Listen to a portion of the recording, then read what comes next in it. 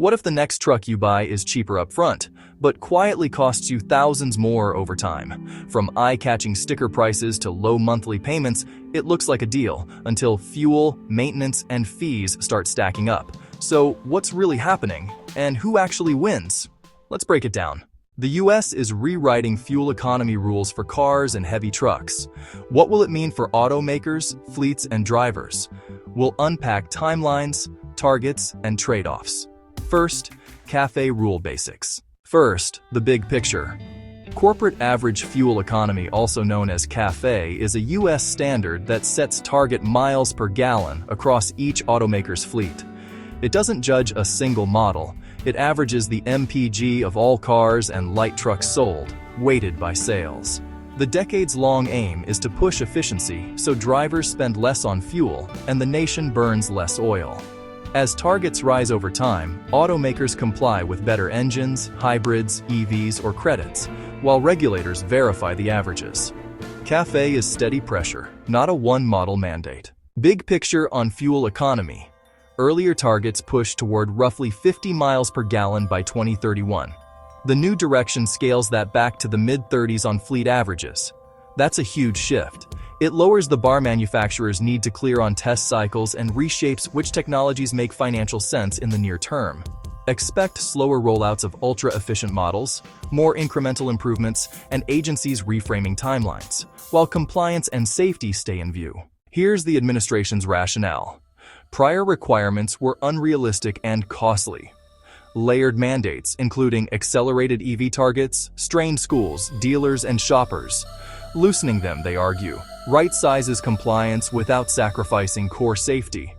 It also eases the EV push, letting dealers emphasize gas and diesel models many buyers want right now.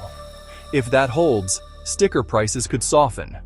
Fewer compliance add-ons, inventory that matches demand, and simpler financing.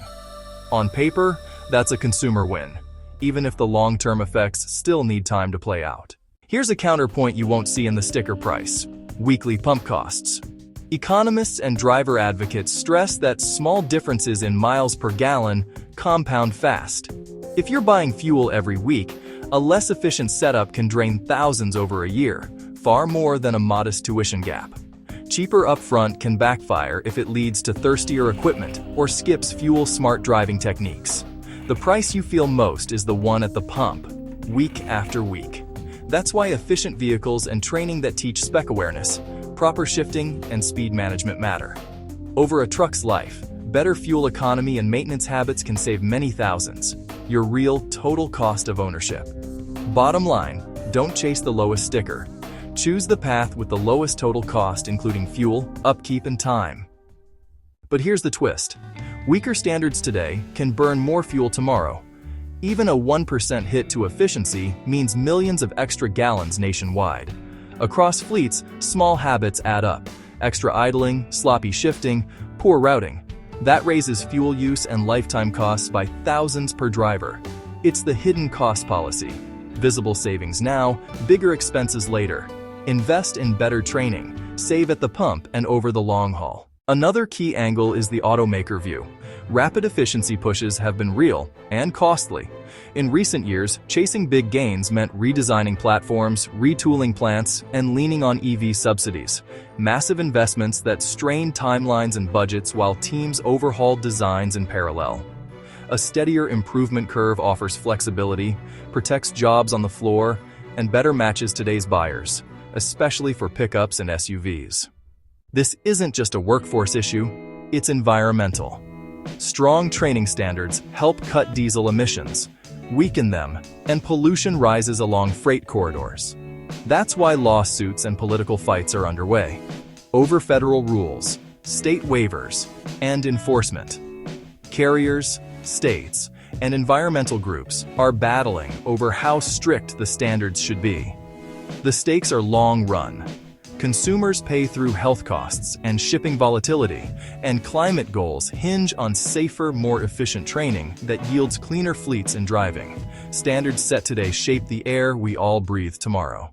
Thinking about a pickup for work, towing, or daily life? Here's what to weigh before you buy. Pickups are America's favorite, yet among the least fuel efficient. Looser rules on popular light-duty classes mean less pressure to electrify or improve MPG fast, even as these trucks dominate dealer lots. Short-term, gas pickups can be cheaper to buy. Long-term, higher fuel bills, especially if gas prices rise or you tow often, can erase those savings. Compare EPA MPG and projected fuel costs side by side. Bottom line, run a 5-year total cost of ownership. If you tow or haul often, consider more efficient powertrains or a smaller truck. Don't buy on sticker price alone. Big picture, don't just shop the sticker price.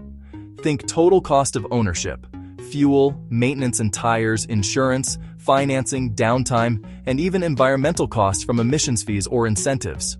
Over years and miles, those slices add up and can outweigh what you paid up front.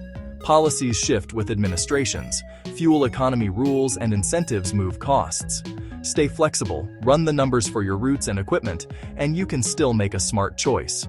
The road ahead remains open. Quick take. We prioritize short-term affordability and choice for drivers, even with higher long-term fuel use risk.